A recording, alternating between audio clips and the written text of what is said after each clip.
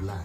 Watch this video now to the end to see why Tinubu want to implement income tax in this country. The UN has been sending Western tax collectors to Africa to force the continent to pay their foreign debts, and this organization is called Tax Inspectors Without Borders. And if you think this isn't real, here is their website. They are implementing sales tax, minimum tax rates, taking African businesses to court for tax evasion, and they are bragging about the billions they collect from the continent. What the UN does is they send forensic tax auditors from the West to African nations to close loopholes, audit businesses, and implement tax laws that extract as much money as possible from the local population in order to pay back IMF and World Bank loans. And they are very good at what they do.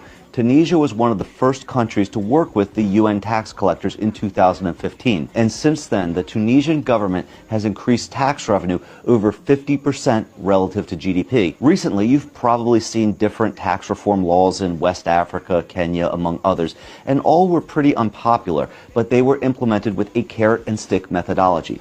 If the African leaders don't work with the Western tax collectors, they face sanctions. But if they play nice with the tax collectors, they get more loans from the IMF.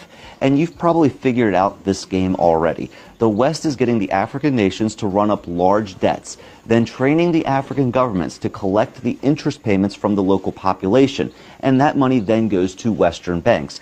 And in many African countries, over 70% of the government revenue goes towards debt servicing. So it's essentially a much more efficient form of colonialism. My people, government they borrow, now citizens go pay back.